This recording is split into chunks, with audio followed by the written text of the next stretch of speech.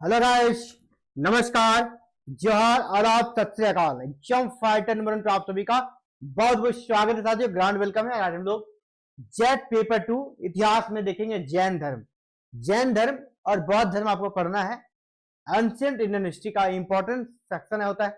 और जैन धर्म को हम लोग इस प्रकार से पढ़ेंगे वन लाइनर मोड में कि जो भी प्रश्न आए आप उसे कर सके। तो चलिए, जैन धर्म का उदय 6ठी शताब्दी ईसा पूर्व में हुआ था और इसी काल में बौद्ध धर्म का भी हुआ था।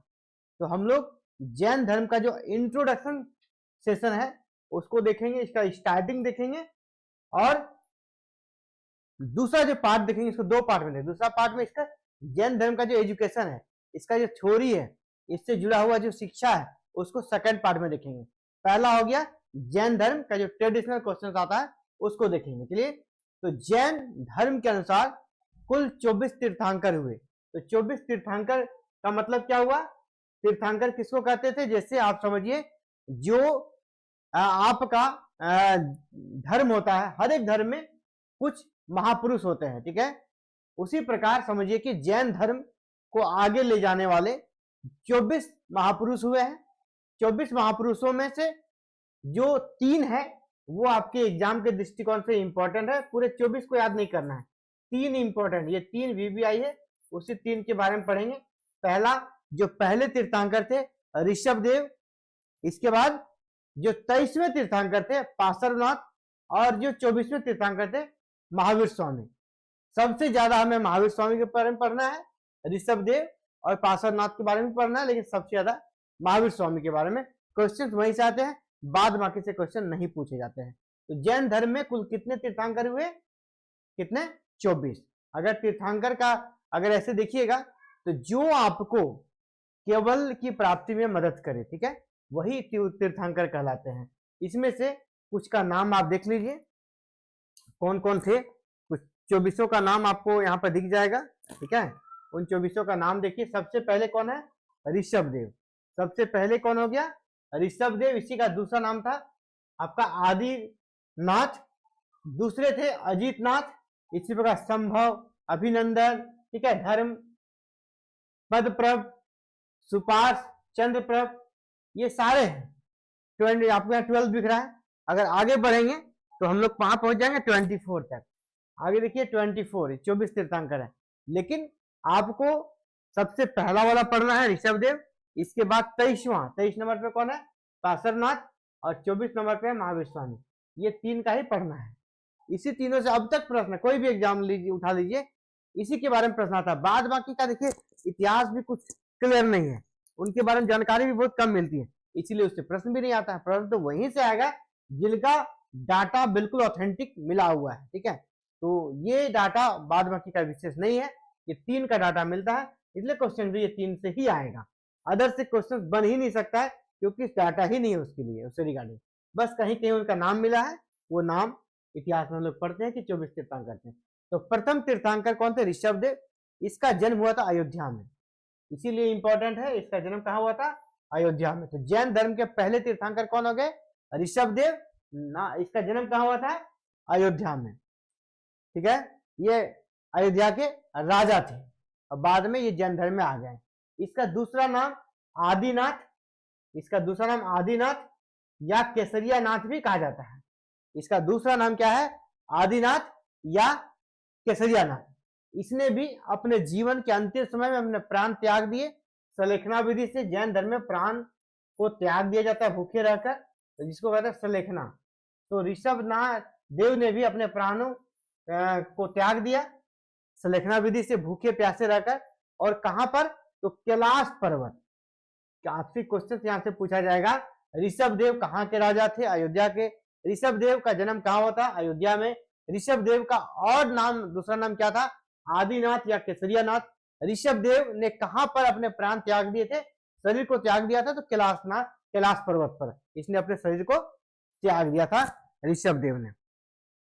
इसके बाद हम लोग देखेंगे पार्श्वनाथ का, लेकिन थोड़ा सा हम लोग अजितनाथ का जो दूसरे जैन तीर्थंकर थे उसका जिक्र कर लेते हैं। अजितनाथ जो दूसरे तीर्थंकर है, इसका थोड़ा सा उल्लेख एक बार मिला है यजुर्वेद में। यजुर्वेद में इसका उल्लेख मिला है अजित नाथ का जन्म भी अयोध्या में हुआ था, इसीलिए अजित नाथ के बारे में थोड़ी बहुत जानकारी मिल जाती है। अब सबसे जो अभी पढ़ना हमें वो है पार्श्वनाथ के बारे में पढ़ना है। पार्श्वनाथ से जुड़ा हुआ काफी इंपॉर्टेंट है, और ये इसलिए इंपॉर्टेंट है क्योंकि आप जेट का प्रिपरेशन कर रहे हैं और इसका झारखंड से काफी संबंध है। झारखंड में इसका महत्वपूर्ण संबंध है झारखंड से, इसलिए पार्श्वनाथ वीवीआई रहेगा जेट एग्जाम के लिए। ठीक है, जेट एग्जाम के लिए पार्श्वनाथ काफी जरूरी है। अभी क्यों? क्योंकि इसको जो इसने जो प्राण अपने त्यागे थे वो झारखंड के गिरिडीह जिले में पारसनाथ की पहाड़ी में त्यागा था, इसीलिए पारसनाथ की पहाड़ी पार्श्वनाथ के नाम पर ही उसका नाम पारसनाथ पड़ा है। ठीक है, तो पार्श्वनाथ के अनुयायियों को निग्रंथ कहा जाता है। निग्रंथ मतलब क्या? बंधन रहित। निग्रंथ का मतलब क्या होता है? बंधन रहित, जो किसी बंधन में नहीं है, तो बंधन रहित। ठीक है, तो पार्श्वनाथ के अनुयायियों को क्या कहा जाता था? निग्रंथ कहा जाता था। ये कितने नंबर के तीर्थंकर थे? तो 23 नंबर के तीर्थंकर थे, 24 में से 23वां नंबर पे थे। पार्श्वनाथ वैदिक कर्मकांड और देववाद का कटु आलोचक था। उत्तर वैदिक काल में जो धर्म में कर्मकांड आ गया था उसके वे काफी खिलाफ थे। ठीक है, उसके वे काफी खिलाफ थे। पार्श्वनाथ का जन्म वाराणसी, जो कि काशी कर सकते हैं, वहां पर हुआ था। कब? 850 ईसा पूर्व के आसपास हुआ था। तो पार्श्वनाथ का जन्म स्थान क्या हो गया? वाराणसी, काशी। कब? 850 ईसा पूर्व में इसका जन्म हुआ था। ठीक है, इसके अनुयायियों को क्या कहते थे? निग्रंथ। पार्श्वनाथ के जो पिता थे वह राजा थे, और कहां के राजा थे? पार्श्वनाथ के जो पिता थे वह शासक थे काशी। काशी के शासक, काशी के राजा के पुत्र थे पार्श्वनाथ। इस यानी पार्श्वनाथ के पिता का नाम था अश्वसेन, जो कि काशी के राजा थे। जैन अनुश्रुतियों के अनुसार पार्श्वनाथ को 44 दिन की तपस्या के बाद सम्मेद पर्वत शिखर पर केवल प्राप्त हुआ। कितने दिन? 84 दिन इसने भूखे प्यासे रहकर तपस्या किया, और वहीं पर रहकर उसे केवल की प्राप्ति हुई। केवल यानी कह सकते हैं कि एक प्रकार से जिस प्रकार हिंदू धर्म में कहा जाता है मोक्ष की प्राप्ति, उसी प्रकार निर्वाण की प्राप्ति होता है बौद्ध धर्म में। यहाँ होता है केवल, यानी सभी प्रकार के बंधनों से मुक्त, और उसे सर्वश्रेष्ठ ज्ञान की प्राप्ति हो जाती है, उसी कहते हैं केवल। इसको कहा होता है सम्मेद पर्वत शिखर। ये कहाँ है? झारखंड में है। झारखंड में है सम्मेद पर्वत शिखर। झारखंड में कहा? गिरिडीह डिस्ट्रिक्ट। झारखंड में गिरिडीह डिस्ट्रिक्ट में ये पर्वत है, जिसी को पारसनाथ की पहाड़ी कहते हैं। उसकी ये चोटी है सम्मेद शिखर, वहीं पर इसको केवल की प्राप्ति हुई। तो पार्श्वनाथ के प्रथम अनुयायी जो थे, इसकी माता वामा और पत्नी प्रभावती थी। यानी इसके अनुयायियों में पहला अनुयायी कौन बनी? इसकी माँ का नाम था वामा और पत्नी का नाम था प्रभावती। ठीक है, और इसके पिता का नाम पहले बता दिया, अश्वसेन, जो कहाँ के शासक थे? काशी के शासक थे। तो ये आपका पार्श्वनाथ से जुड़ा हुआ, इन तथ्यों को आपको बिल्कुल याद रखना है। इसके बाद इससे जुड़ा हुआ कुछ इंपॉर्टेंट चीज है। आर्यदत्त पार्श्वनाथ के भिक्षु संघ के अध्यक्ष और पुष्पचूला भिक्षुणी संघ के अध्यक्ष थे।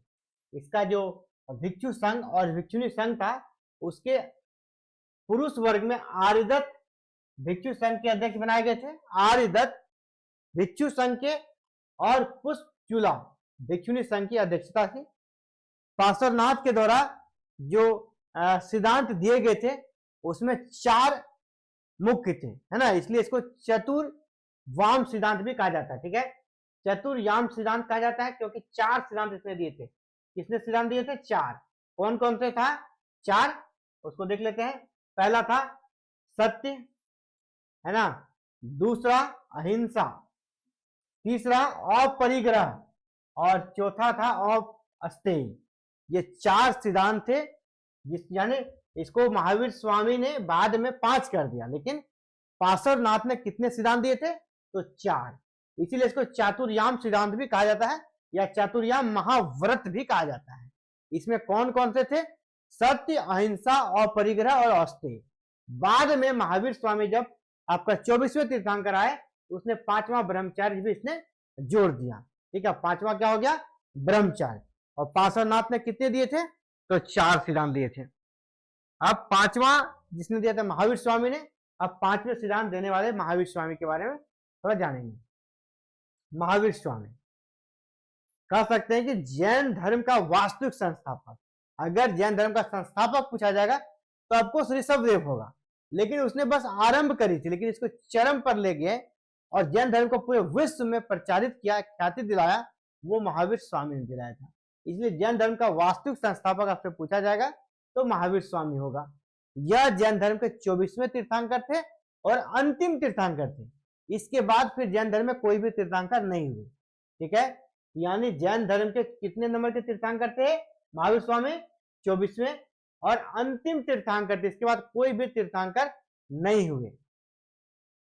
ठीक है, अब इससे जुड़ा हुआ कुछ इंपॉर्टेंट फैक्ट जो कि इसके जीवन से जुड़ा हुआ है वो आपसे अक्सर पूछा जाएगा। ठीक है, इसको देख लेते हैं। सबसे पहले इनका जन्म कब हुआ था? तो जन्म हुआ था 540 ईसा पूर्व में। यहाँ पे कुछ टाइपिंग मिस्टेक से 599 हो गया है, याद रखिएगा। जन्म हुआ था 540 बीसी में। महावीर स्वामी का जन्म हुआ था 540 ईसा पूर्व में। कहाँ हुआ था? यहाँ पर हुआ था कुंडग्राम। कुंडग्राम कहाँ है?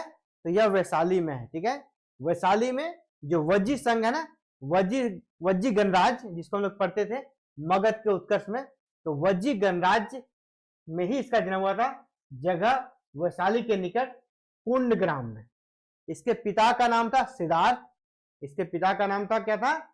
सिद्धार्थ, जो कि जात्रिक कुल के प्रधान थे। और इसके माता का नाम था त्रिशला, जो कि लिच्छवी वज्जी संघ के जो शासक थे, लिच्छवी उसके चेटक की बहन। वज्जी संघ के जो शासक थे जिसका नाम था चेटक, लिच्छवी को राजा कह सकते हैं। ठीक है, वज्जी संघ के शासक चेटक की बहन थी ये। तो पिता क्या हो गया? सिद्धार्थ, जो कि जात्रिक कुल के प्रधान थे। माता हो गया त्रिशला, जो लिच्छवी शासक चेटक की बहन थी। इसके अलावे इसके निजी जीवन से जुड़े कुछ और भी लोग जुड़े थे, जिससे जुड़ा हुआ प्रश्न आपसे पूछा जाएगा, तो उसको भी देखते चलते हैं। ऑब्जेक्टिव में पूछा जाता है और ये सारे फैक्चुअल हैं, इसको आपको याद ही रखना पड़ेगा, दूसरा कोई भी उपाय नहीं है। माता हो गया त्रिशला, माता त्रिशला जो कि लिच्छवी शासक चेटक की बहन थी। इसका अन्य नाम भी मिलता है कहीं कहीं, इसे वीरोहता एवं परिकरिणी भी कहा जाता था। किसको? त्रिशला को। तो त्रिशला से जुड़ा हुआ 2 उपाधि याद रखिएगा, है ना। त्रिशला को वीरोहता और परिकरिणी भी कहा जाता था। इसकी पत्नी का नाम था यशोदा। पत्नी का नाम क्या था? यशोदा, जो कि कुंडीय गोत्र की थी। और पुत्री का नाम था अयोध्या। ठीक है, पुत्री का नाम था अयोध्या, जिसको प्रियदर्शना के नाम से भी जाना जाता है। मूल नाम प्रियदर्शना ही था, अयोध्या भी कहीं कहीं मिलता है। जिस प्रकार उसकी माता का नाम था त्रिशला, लेकिन उसकी उपाधि थी वीरोहता और परिकरिणी की भी थी, उसी प्रकार उसके पुत्री जिसका नाम प्रियदर्शना था, कहीं के उसको अयोध्या या अयोजना इस प्रकार का नाम मिलता है। माँ पत्नी हो गया यशोदा। तो इसका निजी जीवन के बारे में हम लोग देख रहे हैं। महावीर स्वामी का निजी जीवन से जुड़ा हुआ जो इंपॉर्टेंट फैक्ट है उसको देखते हैं। अगर इनके कुल की बात करें, इसका कुल था, जैसे पिता का क्या कुल था? जात्रिक कुल था, तो इसका भी कुल क्या होगा? जात्रिक, यानी ये जात्रिक कुल के थे। जात्रिक कुल के थे, क्षत्रिय थे। ठीक है, क्षत्रिय थे। कश्यप गोत्र था, इक्ष्वाकु वंश से संबंधित थे।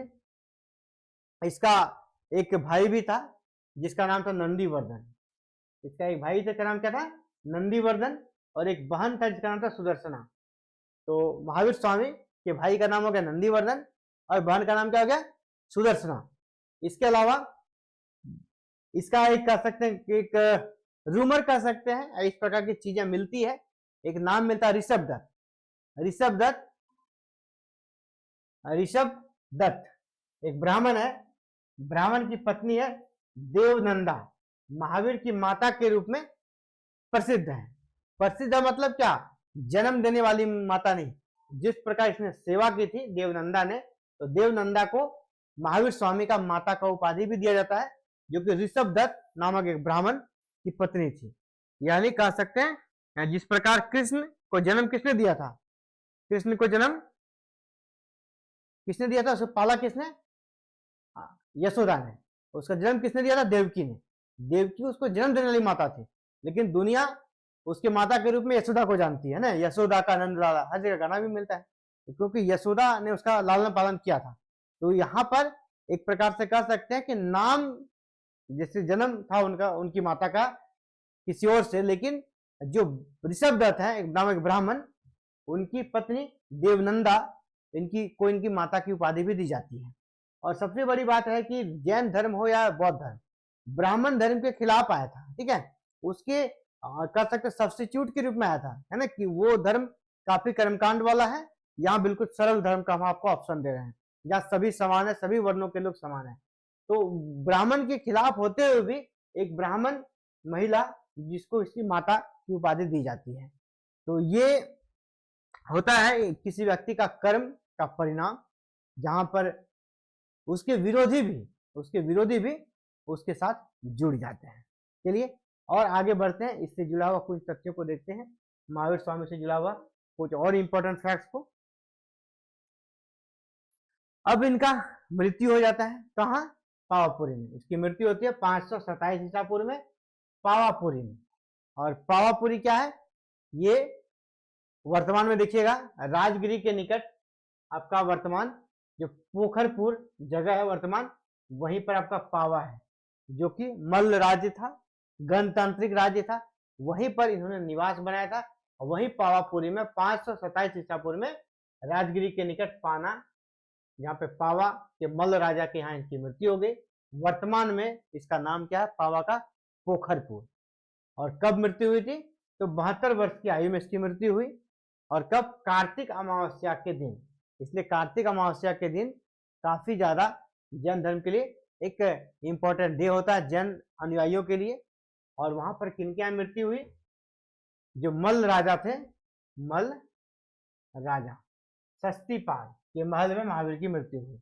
यानी मल्ल राजा सस्तीपाल, याद रखिएगा, मल्ल राजा सस्तीपाल, स्पेलिंग यहाँ पर टाइपिंग में एरर है, सस्तीपाल के महल में 72 वर्ष की आयु में कार्तिक अमावस्या के दिन इसकी मृत्यु हुई 587 ईस्वी में। तो ये हम लोग इसका निजी जीवन से जुड़ा हुआ तथ्य देख रहे हैं, जहां से प्रश्न अक्सर आपका आता है, ठीक है। इसके अलावा कुछ इंपॉर्टेंट चीज है, इसको देख लेते हैं। और उसे ज्ञान की जो प्राप्ति हुई उसके पीछे भी कुछ सिनेरियो है जहां से प्रश्न आता है।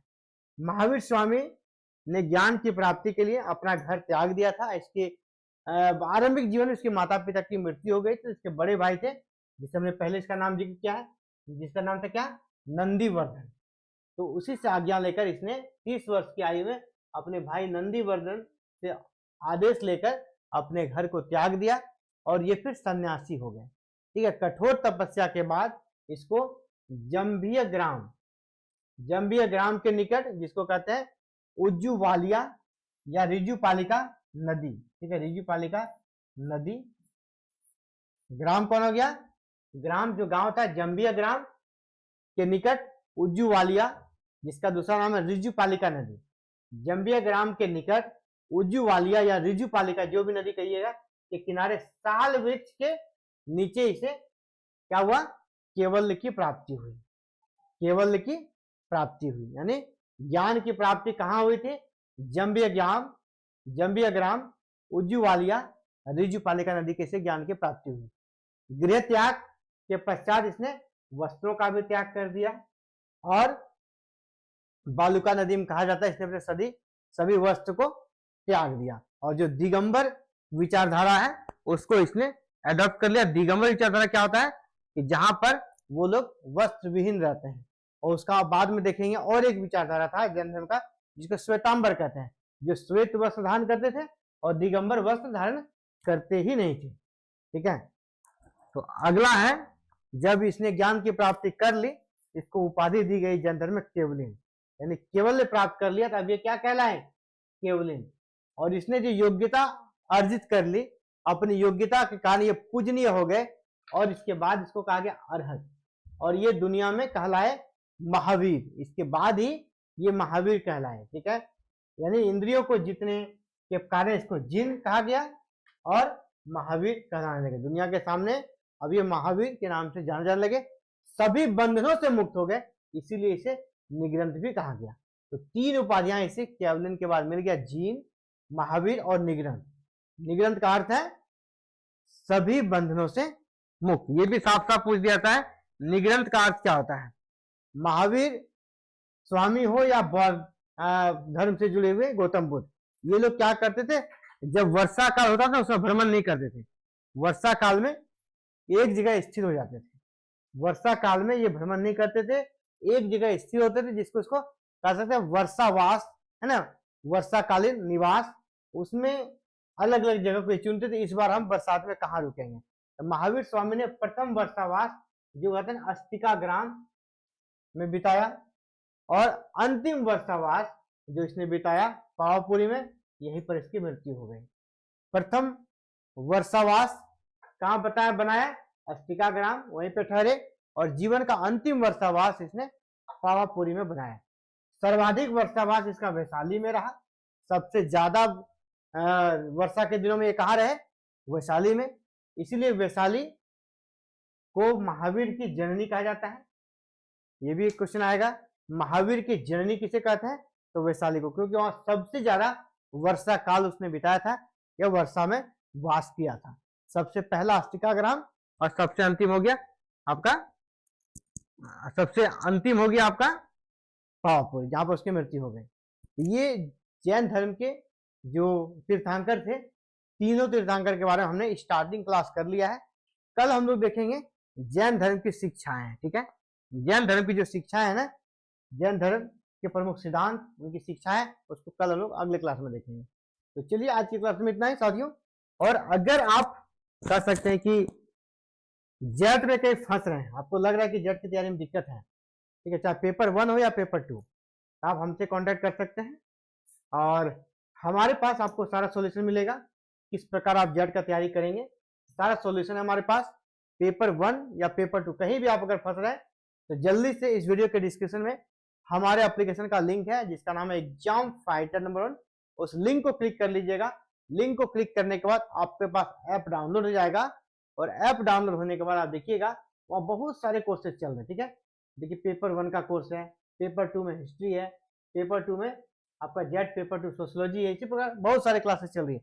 आपको जिस भी सब्जेक्ट में दिक्कत हो या पेपर 1 में दिक्कत हो, आप उस ऐप को डाउनलोड कीजिए, और जिस भी कोर्सेज में दिक्कत है वहाँ कॉन्टैक्ट नंबर दिया गया है, आप उस नंबर पे कॉल कीजिए, आपको सारा गाइडलाइन बताया जाएगा किस प्रकार आप जेट में 100% सक्सेस हो सकते हैं। और यहाँ पर सिर्फ आपको गाइडलाइन ही नहीं, आपके पास वीडियो लेक्चर्स भी रहेगा, पीडीएफ नोट्स भी रहेगा, प्रैक्टिस सेट भी रहेगा, कहीं डाउट है उसके लिए अलग से सेशन भी रहेगा। तो चलिए इस वीडियो में इतना ही। अगर आपको दिक्कत है तो इस ऐप को वीडियो के नीचे दिया गया डिस्क्रिप्शन बॉक्स में जरूर डाउनलोड कर लीजिएगा, ताकि आपका जो जेट 18 सालों के बाद आया है, फिर पता नहीं कब आएगा, उसमें एक चीज आपको पक्का करना है, आज ही एग्जाम फाइटर नंबर से जुड़े, और चैनल पर भी नए, चैनल को जरूर सब्सक्राइब कर लीजिएगा। Thank you. जय हिंद, जय भारत, जोहार झारखंड।